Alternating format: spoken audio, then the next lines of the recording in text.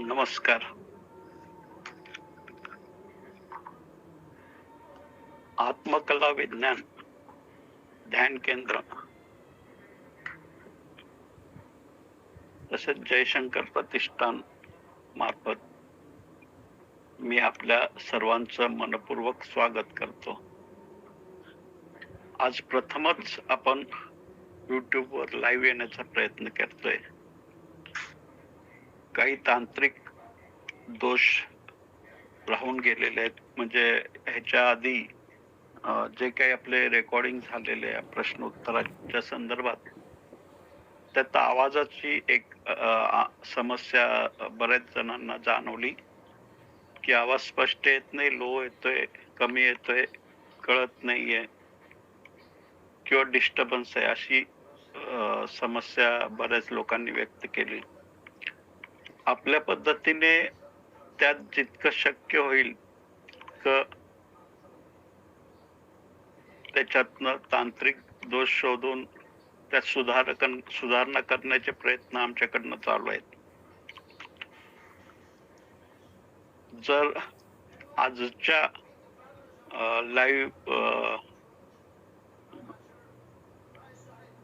स्ट्रीमिंगच्या संदर्भात जर असे काही तुम्हाला दोष त्रुटी जाणवल्या तर जरूर कॉमेंट्समध्ये कळवा किंवा आपल्या व्हॉट्सअपच्या ग्रुपला पण तुम्ही टाकू शकता. आपण त्यात सुधारणा करण्याचा प्रयत्न करूया. मला नेमकं माहित नाही माझा आवाज तुमच्यापर्यंत व्यवस्थित पोहोचतोय का नाहीये, पण आज आपण ज्या कारणासाठी हे लाईव्ह सेशन घेतोय त्या संदर्भात चर्चा करूया.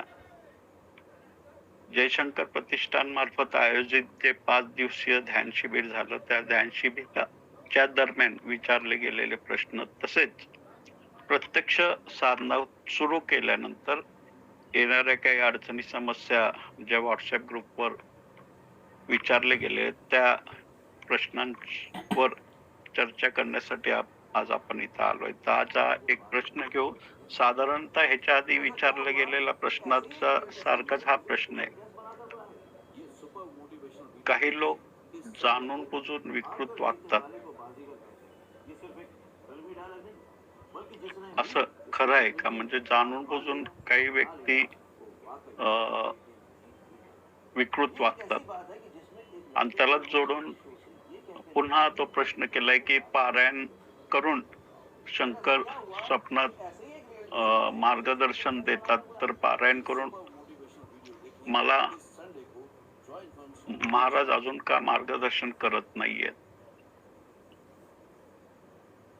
त्यावर चर्चा करण्यापूर्वी पहिल्यांदा एक गोष्ट आपण समजून घेतली पाहिजे की ज्याला तुम्ही कोणत्याही डॉक्टरकडे जाता त्याला डॉक्टर लगेच तुमच्यावर उपचार सुरू करत नाही.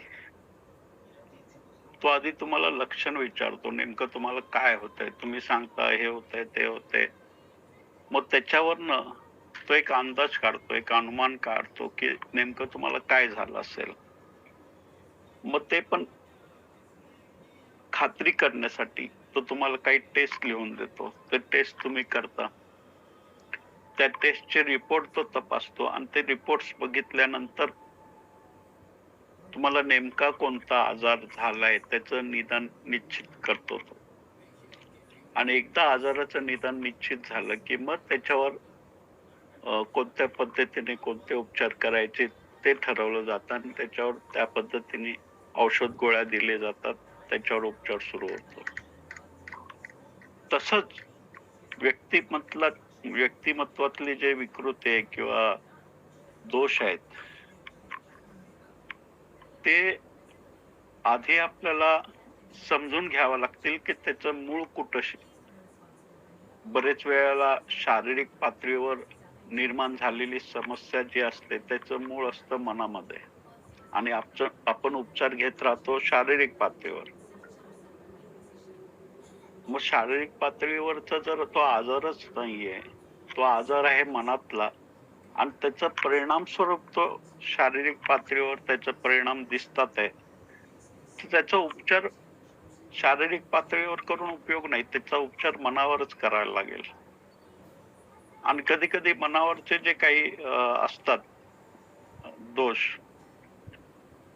त्याचं आपण वेगळ्याच पद्धतीने आत्मिक पातळीवर त्याचं कारण असतं कधी-कधी. त्याचे रिफ्लेक्शन मनावर येत असतात. त्यामुळं व्यक्तिमत्वात एखादी व्यक्ती जाणून-बुजून विकृत वागते, असं निश्चित सांगता आपल्याला येणार नाही. कारण आधी तपासावं लागेल, की नेमकं त्याच्या व्यक्तिमत्वातली जी काही विकृती असेल, त्याचं कारण काय आहे? ते आधी आपल्याला शोधावं लागेल. आणि आता मेंदू विज्ञानात जे काही प्रगती झाली, जितके पण संशोधन शोध झाले, तिथं पण अजून एक प्रश्न उपस्थित झालाय. कधी-कधी आपल्या मेंदूमधले काही रासायनिक बदल, बिघाड होतात. त्याचा परिणाम म्हणून पण आपल्या व्यक्तिमत्वात दोष निर्माण होतो. आता त्याचं उदाहरण द्यायचं तर 1843 साली ह्याच्यावर ही गोष्ट पहिल्यांदा लक्षात आली.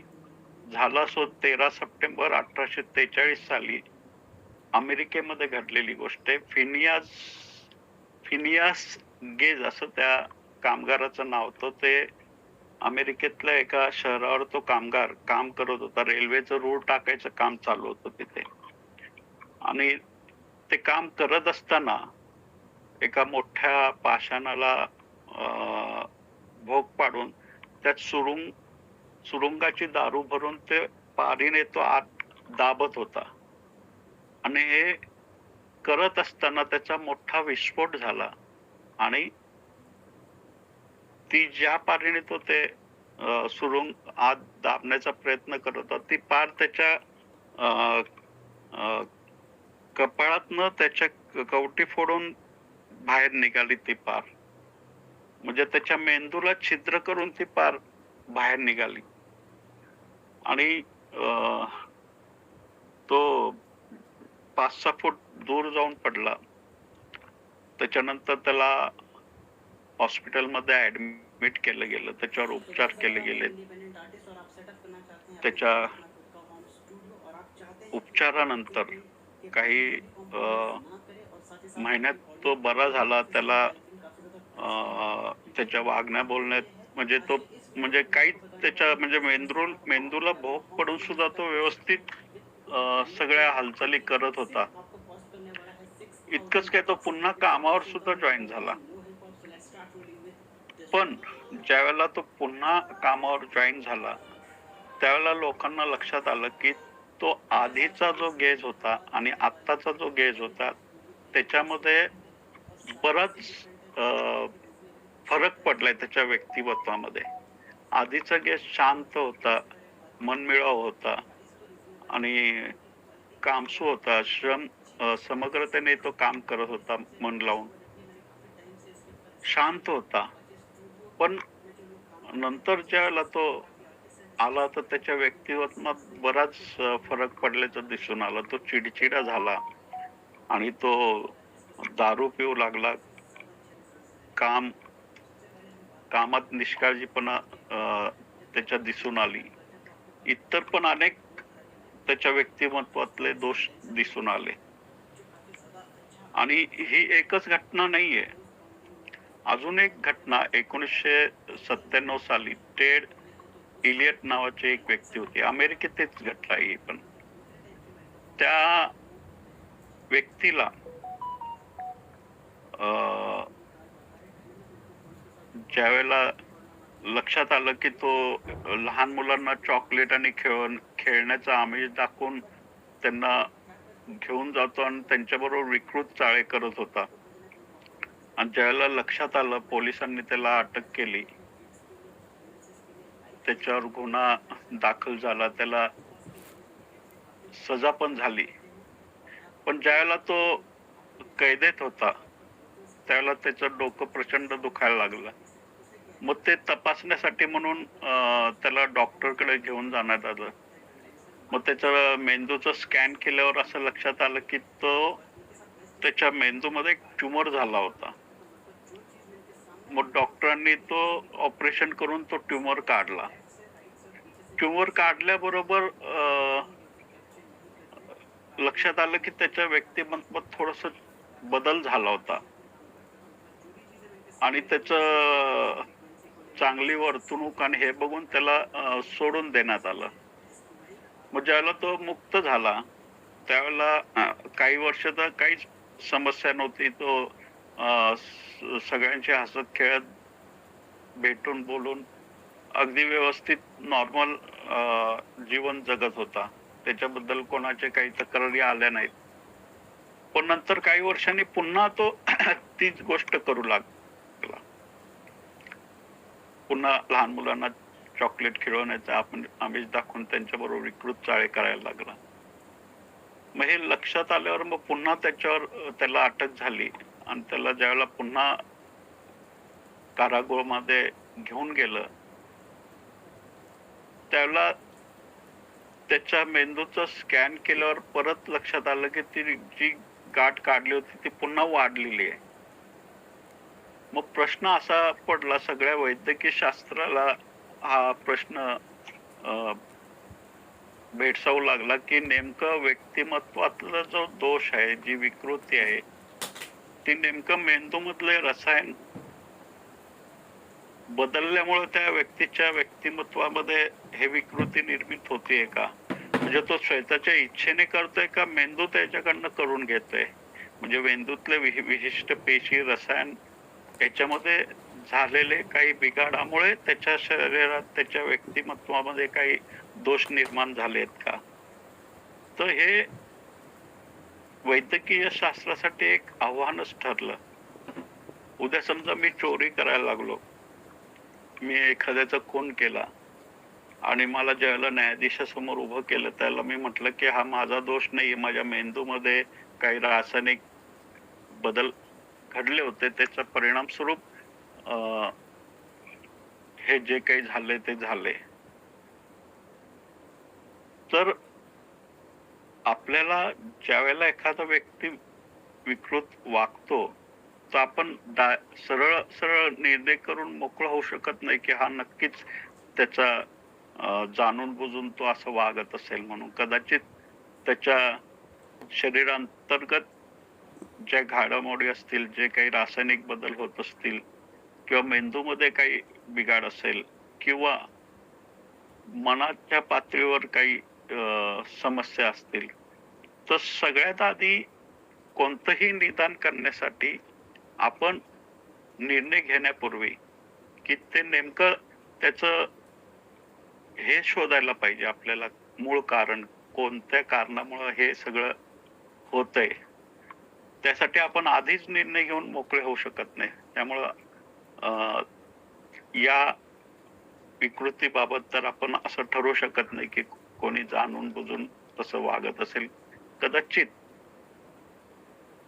नाईलाज असेल त्याचा, काहीतरी त्याच्या व्यक्तिगत अ, अंतर्गत घडामोडीमध्ये झालेले जे काही बदल असतील, ते समजून घेतल्याशिवाय आपल्याला त्याचं हे करता येणार नाही. आपण स्वतःहून ठरवू शकणार नाही. आपल्याला आधी जाणून घ्यावं लागेल, की नेमकं त्याचे जो काही विकृती निर्माण झाली आहे व्यक्तिमत्वातले, त्याचं मूळ कशात आहे. आता दुसऱ्या प्रश्नावर येऊ आपण. दुसरा प्रश्न पारायणाच्या बाबतीत आपण मला वाटतं हे प्रश्न अ, ध्यान शिबिर चालू असतानाच घेतला होता. पण साधारण तसाच प्रश्न आहे हा पण. हा माझ्या व्यक्तिगत ह्याच्यावर आलेला होता, की पारायण करून शंकर स्वप्नात मार्गदर्शन देतात. तसं असेल तर मग मी पारायण करून देखील मला मार्गदर्शन का मिळत नाही? तर इथे एक गोष्ट तुम्ही जाणून घ्या, की तुमच्या मनामध्ये जर संदेह असेल शंकर महाराजांच्या संबंधात किंवा पारायण या प्रकारच्या प्रयोगाच्या संदर्भात, तर तुम्ही तो न केलेलाच बरा. कारण जर मनात संदेह असेल, तर तुम्हाला त्याचा परिणाम दिसून येणारच नाही. एक छोटंसं उदाहरण घ्या. ज्यावेळेला तुम्ही एखाद्या डॉक्टरकडे जाता एखाद्या आजाराचा औषध उपचार घेण्यासाठी, तर त्यांनी दिलेल्या औषध गोळ्याने तुम्ही बरे होत नसतात. तुमच्या मनामध्ये डॉक्टरांच्या प्रती काय भाव आहेत? त्या गोळ्या औषधांच्या बद्दल तुमच्या मनात काय भाव आहेत? ते खूप महत्वाचं आहे. का? कारण मी ती खाल्लेल्या गोळ्या औषधांनी मी बरा होत नाही. पण ते गोळ्या औषध खाऊन मला बरं होणार आहे हा जो भाव असतो माझ्या मनातला, ही जी माझी मानसिक अ, ता असते दृढ झालेली, त्याचा त्या कारणामुळे माझा तो आजार बरा होत असतो. म्हणजे केवळ औषधोपचार जर 2% त्याचं काम असेल, तर 98% काम तुमच्या मनाचं असतं. म्हणून ज्या डॉक्टरवर तुमचा भरोसा नाहीये, ज्या डॉक्टरवर तुम्हाला मनात संदेह असतील, त्या डॉक्टरच्या औषध गोळ्यांनी काहीच उपयोग होत नाही. तुम्ही अशा डॉक्टरकडे जाता त्याच्यावर तुमचा भरोसा आहे. त्याच्यात त्यांनी दिलेल्या उपचारावर किंवा त्यांनी दिलेल्या औषध गोळ्यावर तुमचा भरोसा असेल, तर त्या औषध गोळ्याने तुम्ही बरे होऊ शकता. तुमच्या मनावर बऱ्याच गोष्टी अ, अ, निश्चित होतात. आता मागच्या एका उदाहरणात मी शास्त्रज्ञ एडिसनचं उदाहरण घेतलं होतं.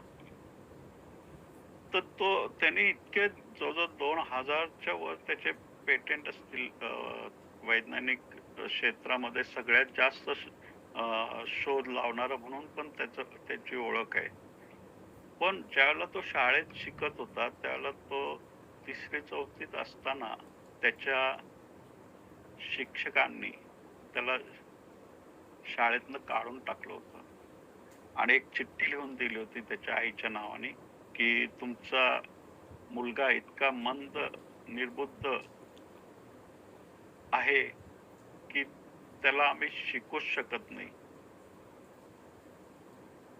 कितीही प्रयत्न केला तरी त्याच्यामध्ये फारसं डेव्हलपमेंट काहीच दिसत नाही त्याच्या बौद्धिक कौशल्यामध्ये. त्यामुळं या मुलाला आम्ही नाही शिकवू शकत. तुम्ही घेऊन जावा, तुम्ही दुसऱ्या शाळेत टाका किंवा कुठेही गेला तरी ह्याच्या बौद्धिक कुवत बघून असं वाटत नाही हा काही शिकू शकेल म्हणून. त्याची आकलन शक्ती, त्याची स्मरणशक्ती, त्याचा एकूणच सगळा आलेख खूपच लो आहे. तो इतर विद्यार्थ्यांच्या क्रमवारीत मागं सुद्धा नाही, त्याच्या पण खालच्या ह्याच्यात मोडतो. त्यामुळं आम्ही ह्याला नाही शिकवू शकत. आमच्या शाळेत ह्याला नाही ठेवू शकत. ज्यावेळेला ती चिठ्ठी घेऊन अ, अ, तो एडिसन घरी आला, त्याला माहित नव्हतं त्या चिठ्ठीत काय लिहिलंय ते. आणि त्यांनी विचारलं आईला, की "काय ह्याच्यामध्ये काय लिहिलंय शिक्षकांनी, सरांनी काय लिहिलंय?"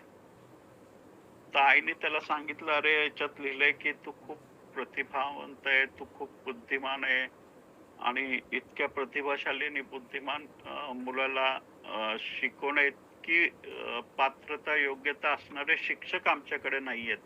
त्यामुळं तुला शाळेत अ, जाण्याची गरज नाही असं त्या शिक्षकाने लिहिलंय, की तू इतका प्रतिभाशाली, बुद्धिमान आहे, की तुला शाळेत सुद्धा जायची गरज नाहीये." मग ज्यावेळेला तो घरी आला त्याला तर आईने असं उत्तर दिलं. पण ज्यावेळेला तो नंतर त्याने हजारो शोध लावले, तो वैज्ञानिक जगात क्रांती घडवून आणली आणि आई गेल्यानंतर कितीतरी वर्षांनी त्याला त्या आईची एक पेटी सापडली साफ-सफाई करताना शिफ्टिंगमध्ये. त्यावेळेला ते लेटर त्याला सापडलं आणि ते वाचलं ज्यावेळेला त्यांनी, त्यावेळेला त्याच्या डोळ्यात अश्रू आले. कारण त्यात लिहिलं होतं, की हा मुलगा निर्बुद्ध आहे, त्याची आकलन शक्ती कमी आहे, म्हणजे त्याच्याबद्दल सगळ्या नकारात्मक गोष्टी लिहिल्या होत्या. मग त्याला जाणीव झाली, की मी आज जो काही आहे तो माझ्या आईमुळे आहे. कारण आईने मला त्या गोष्टी नकारात्मक गोष्टी सांगितल्याच नाही. तिने फक्त सकारात्मक गोष्टी मला सांगितल्या. आणि आपण नेमकं काय करतो आपल्या मुलांवर? नेमकं नकारात्मक गोष्टी त्यांच्या लहानपणी कोंबत असतो. तुला जमत नाही, तुला होत नाही, तुला कळत नाही, तुझं अभ्यासात लक्ष नाही, तुला हे जमत नाही, तुला ते जमत नाही. तर लक्षात घ्या, मनाने एकदा जे स्वीकृत केलं ना, की ते हळू त्याच्या जीवनावर त्याचे परिणाम दिसून यायला लागतात. तसंच जसं औषधाच्या बाबतीत आहे, तसं प्रत्येक इतर गोष्टीत ही गोष्ट लागू होते. जसं तुम्ही पारायण करता आणि त्या पारायण करण्यानंतर शंकर महाराज स्वप्नात येऊन मार्गदर्शन करतात. असा जर तुमच्या मनात दृढ भाव असेल, तर खरंच ते मार्गदर्शन तुम्हाला मिळू शकतं. आता तुमच्या मनात त्या पारायणाच्या संदर्भात संदेह असेल, शंकर महाराजांच्या संबंधात जर मनात संदेह असेल, तर ह्याचा काहीच उपयोग तुम्हाला होणार नाही. कारण प्रत्यक्ष एखादा देवी देवता, एखादा गुरु तुमचं काम करत नसतो. त्या देवी देवता, त्या गुरुवर असलेली जी तुमची श्रद्धा असते, ती श्रद्धा खरं रूपांतरण घडवण्याचं काम करत असते. त्यामुळे तुमची जर श्रद्धा नसेल, तर मग ह्या गोष्टी तुमच्यासाठी उपयोगाच्याच नाहीये. तुम्ही त्याच्यात न गेलेलंच बरं. आणि तुम्ही अशा पद्धतीने सांगतात, की मी तर केलंय, पण मला का मार्गदर्शन देत? म्हणजे माझ्याकडनं तर मी पूर्ण केलेलं आहे. त्यांच्याकडचं काम त्यांनी का नाही केलेलं आहे? म्हणजे तुम्ही शंकर महाराजांनाच कारागृहामध्ये आरोपीच्या पिंजऱ्यात उभं करताय. आता एक गोष्ट लक्षात ठेवा, जर तुमच्या मनामध्ये जरा जरी संदेह असेल, कणभर जरी, तर या गोष्टी तुमच्यासाठी नाहीयेत हे ठरवून घ्या. कोणतंही वाहनात बसून तुम्ही ज्यावेळेला प्रवास करता, तर ते वाहन कसं आहे, त्याच्यात टायरमध्ये हवा भरलेली आहे, त्याचं इंजिन व्यवस्थित काम करतंय, त्याचं स्टेअरिंग व्यवस्थित काम करतंय, इतर क्लच, ब्रेक, एक्सेलेरेटर बरोबर काम करतंय. अशा अनेक गोष्टी असतात.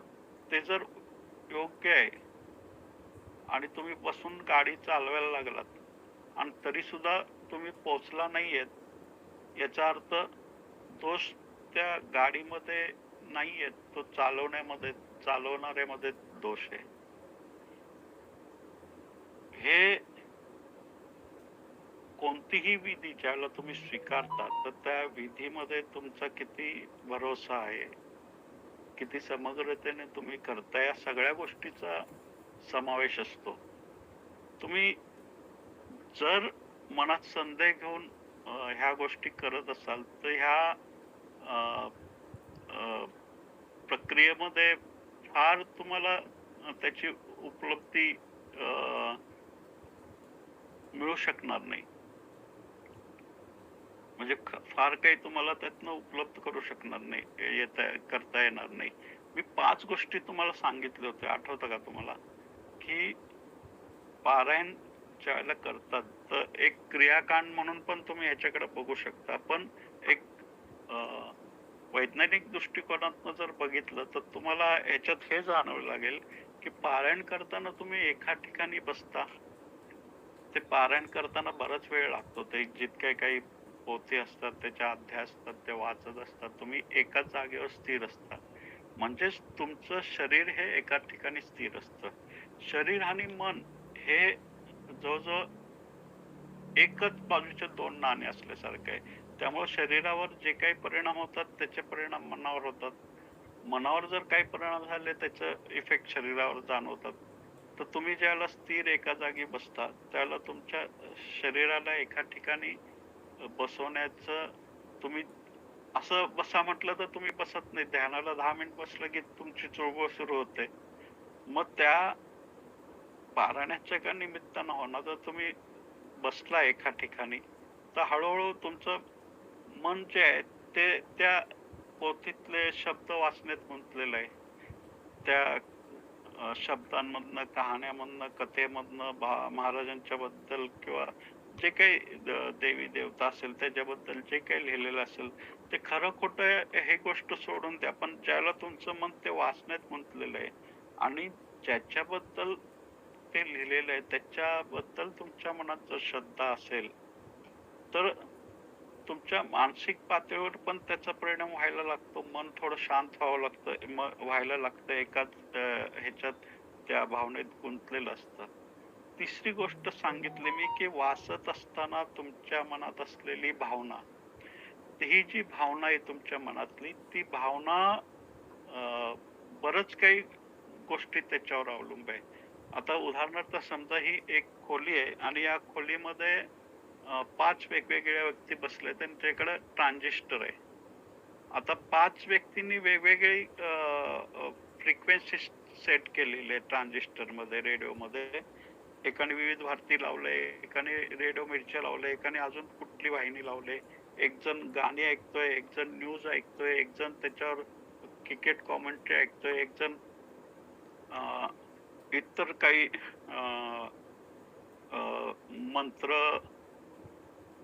उच्चार ऐकतोय, मंत्रध्वनी ऐकतोय. मग एकाच वास्तूमध्ये वेगवेगळे फ्रिक्वेन्सी सेट करून ते फ्रिक्वेन्सी रिसीव्ह करणारं जे ट्रान्झिस्टर आहे, तो प्रत्येकाला त्याच्या त्याच्या आवडीनुसार ते ऐकवतोय. म्हणजे ज्या वातावरणामध्ये जी फ्रिक्वेन्सी माइंडची आपल्या भावनांची सेट होते, त्या फ्रिक्वेन्सीनुसार आपण जे रिसीव्ह करत असतो ते ठरत असतं. रिसीव्ह करण्यासाठी असंख्य तरंग, असंख्य ऊर्जा लहरी आहेत. आपल्याला काय घ्यायचंय, ही आपली भावस्थिती, आपली मनस्थिती ठरवत असते.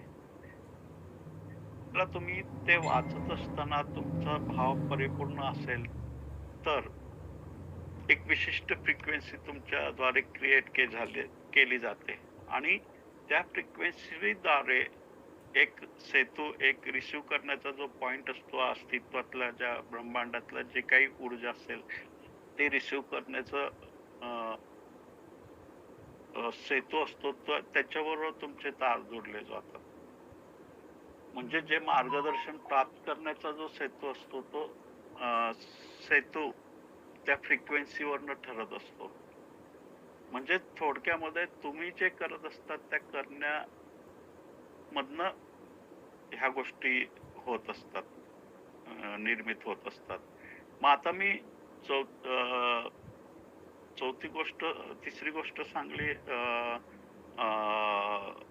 वाचताना भावना जी आहे ती आपल्या फ्रिक्वेन्सी निर्मित करते, ती कशी आहे त्याच्या परिपूर्णतेवर हे पुढची गोष्ट अवलंबून असते.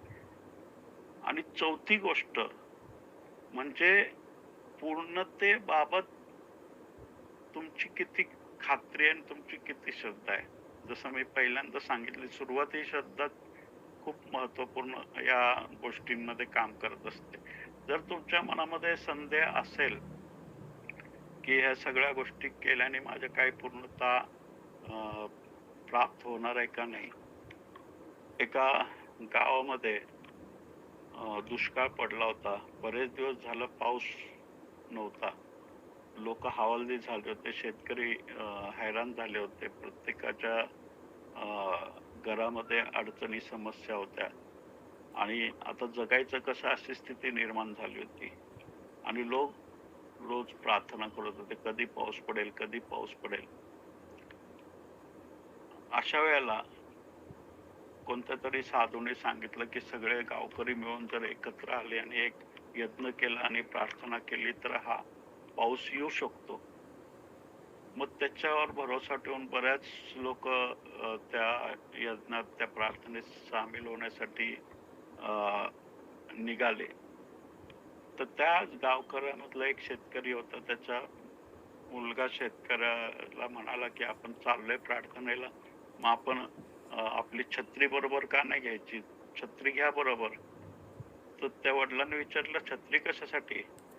तर त्या मुलाने म्हटलं, की "अरे, आपण प्रार्थनेला जाणार आहे, पाऊस पडणार आहे, मग आपण प्रार्थना केल्यावर पाऊस सुरू झाल्यावर आपल्याला छत्री नको का? आपण येताना भिजलो तर म्हणजे त्या मुलाला भरोसा आहे की त्या प्रार्थनेतून खरंच जर पाऊस पडणार असेल तर आपण छत्री घेऊन झालं. इतर कोणी छत्री घेऊन आलेलं नाही, पण त्या मुलाने जबरदस्ती त्या आपल्या वडिलांना छत्री घेणं भाग पाडलं. म्हणजे त्या मुलामुळे जर तो पाऊस आला असेल ना, तर त्या मुलामुळेच आला असेल, इतर लोकांमुळे नाही. ज्या गोष्टी तुम्ही करत असताना तर त्याची जी उपलब्धी ठरलेली असते, त्या पूर्णत्वाबद्दल तुमच्या मनात किती खात्री आहे, ते होईल, नाही होईल, त्या भरोश्यावर बाकीच्या गोष्टी अवलंबून असतात. ते या 4 गोष्टीशिवाय अजून एक 5वी गोष्ट आहे, ती म्हणजे प्रत्यक्ष अनुभव. प्रत्यक्ष अनुभव म्हणजे प्रत्यक्ष मार्गदर्शन मिळतानाची जी तयारी असते, ती तयारी पण तुमच्यावर अवलंबून असते. म्हणजे उदाहरणार्थ जर तुम्ही एखादं विमान तुम्हाला तुमच्या भूमीमध्ये लँड व्हावं असं वाटत असेल, तर तुम्हाला त्याआधी भूमी एक रनवेच्या पद्धतीने तयार करावी लागेल. तिथं रडार यंत्रणा बसवावी लागेल. तिथं विशिष्ट लाईट त्याचे संकेत अ, पाळून त्या विमानाच्या लँड होण्यासाठी जे आवश्यक गोष्टी आहेत, त्या आधी तुम्हाला तयार कराव्या लागतील, तरच ते विमान तिथं लँड होऊ शकेल. जर तुम्ही ती भूमी बनवलेलीच नाहीये, तर तिथे विमान लँड कसं होणार? तुम्ही मार्गदर्शन तर तुम्हाला पाहिजे असतं, पण ते मिळवण्यासाठी ज्या गोष्टीची तयारी करायला पाहिजे, ती गोष्टी तुमच्याकडं त्याची तयारी आहे का नाही, हे पण खूप महत्वाचं आहे ना. म्हणजे प्रत्यक्ष तो अनुभव मिळणार, महाराज येऊन मार्गदर्शन तुम्हाला करणारच. हा त्यासाठी जी पूर्वतयारी असते, म्हणजे उदाहरणार्थ समजा एक अ, शांत झील आहे आणि एक खळखळणारी झील आहे. तर त्या चंद्राचं प्रतिबिंब ज्यावेळेला त्या तलावात पडेल, तर त्या तलावात ते चंद्र जास्त स्पष्ट दिसेल ना, जिथं तो झील ती तलाव तो शांत आहे, त्याच्यात त्या चंद्राचं प्रतिबिंब स्पष्ट दिसेल. एखाद्या दर्पणामध्ये ज्यावेळेला तुम्ही पाहता, त्या दर्पणाला जर धूळ असेल, त्या दर्पणाला जर कालिक पोचलेलं असेल, त्याच्यावर जर डाग पडलेली असेल, तर त्याच्यात तुम्ही तुमचा चेहरा तुम्हाला दिसणार कसा? जे पाहण्याचं पण जी आपली आहे, ज्याला आपण एखादी गोष्ट पाहतो, ते पाहण्यामध्ये पण अनेक गोष्टी समाविष्ट असतात.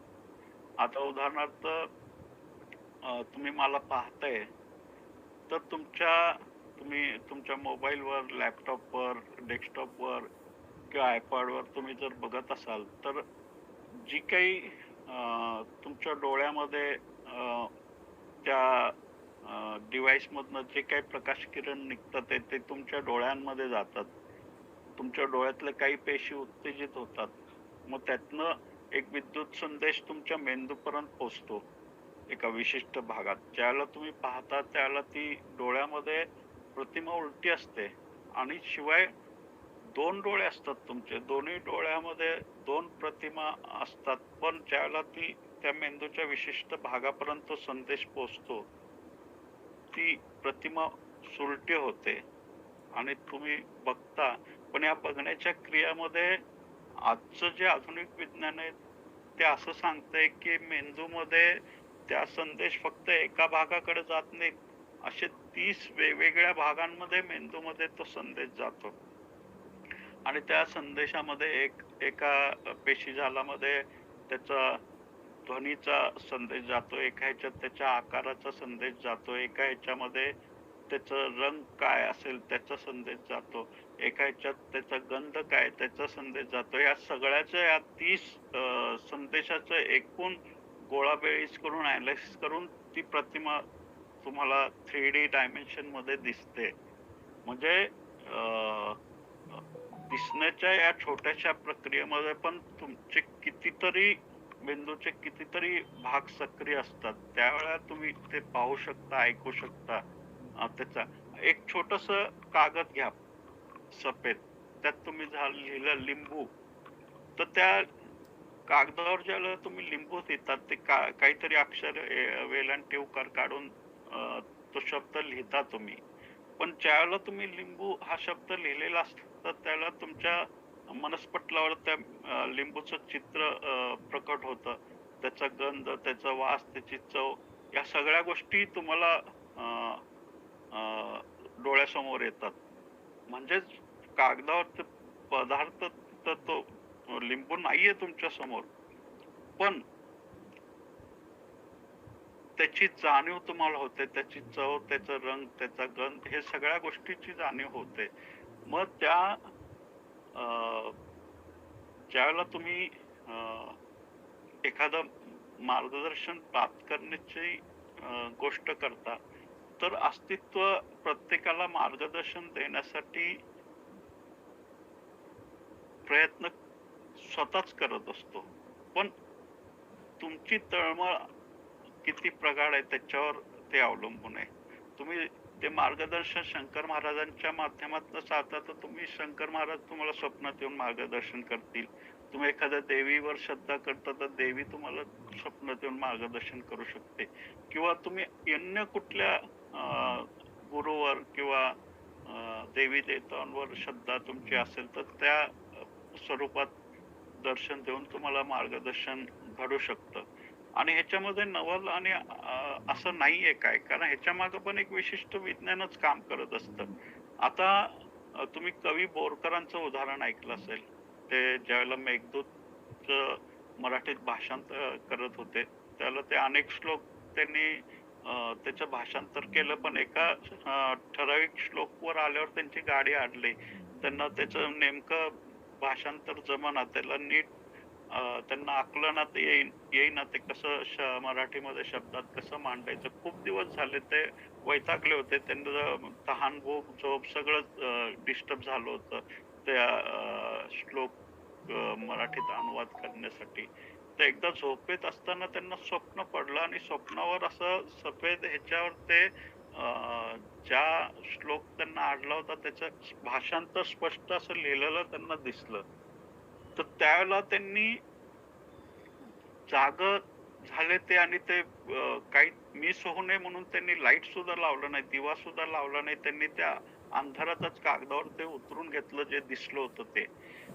म्हणजे त्यांना ते जे काही प्रयत्न करत होते, त्या प्रयत्नामध्ये त्यांनी त्यांची जी फ्रिक्वेन्सी अशा पद्धतीने सेट झाली, की आपोआपच अस्तित्वाला त्याचं उत्तर त्यांना द्यावं लागलं. असंच बरेच उदाहरण आहेत. रामानुज अ, नेहमी म्हणायचे, की स्वप्नात देवी येऊन त्यांना गणिताचं उत्तर सोडवून देते म्हणून. रामानुजची देवीवर श्रद्धा होती आणि देवी स्वप्नात येऊन गणितं सोडवून देते असं त्यांची श्रद्धा होती. आणि अनेक गणिताचे अवघड-अवघड प्रमेय त्यांनी स्वप्नात देवीने दिलेल्या दर्शनाच्या ह्याच्यावरच त्याचं उत्तर त्यांना गवसलेलं होतं.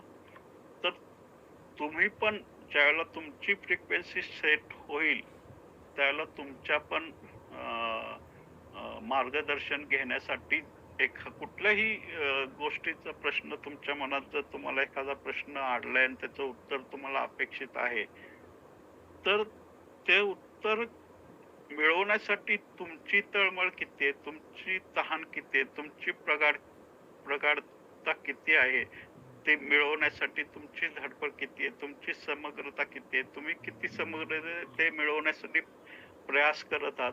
या सगळ्या गोष्टींवर त्याचं उत्तर, त्याचं मार्गदर्शन अ, मिळतं. त्यामुळं तुमच्या मनामधले पहिल्यांदा संदेह गळू द्या आधी आणि जर तुमच्या मनात अजूनही संदेह असेल, की हे सगळं क्रियाकांड आहे, असं काही केल्याने असं काही होऊ शकतं का? याच्याबद्दल अजूनही शंका कुशंका तुमच्या मनात असतील, तर निश्चित हा मार्ग तुमचा नाहीये.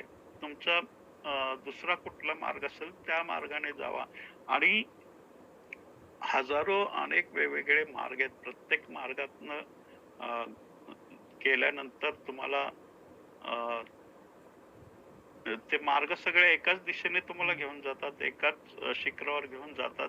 पण रस्त्यातनं वेगवेगळ्या मार्गाच्या वेगवेगळ्या वाटा असतात. कोणी या वाटेने येतं, कोणी त्या वाटेने येतं, कोणी या मार्गाने येतं, कोणी या मार्गाने येतं. प्रत्येकाचे आपले मार्ग ठरलेले असतात. तर त्यासाठी तुम्ही आधी निवडा तुम्हाला नेमकं कुठल्या मार्गावर जायचंय आणि त्या मार्गावर तुमचा किती भरोसा आहे, किती विश्वास आहे, किती श्रद्धा आहे, की हा मार्ग मला पोहोचू शकेल, हे वाहन मला तिथपर्यंत घेऊन जाऊ शकेल, तरच त्याच्या पुढच्या गोष्टी शक्य होऊ शकतील. तर मी थांबतो आज इथंच कारण हा पहिल्यांदाच आपण लाईव्ह आलोय. मलाही कल्पना नाही नेमकं लाईव्ह चालू आहे, नाही चालू आहे, तुम्ही बघताय का नाही बघताय. पण मी आज इथंच थांबतो. पुन्हा एकदा उपस्थित अ, सर्व साधकांचं, भक्तांचं, सिद्धांचं मी मनःपूर्वक आभार व्यक्त करतो आणि पुन्हा नवीन प्रश्न किंवा नवीन विषय घेऊन आपण भेटूया. तोपर्यंत धन्यवाद. जय शंकर.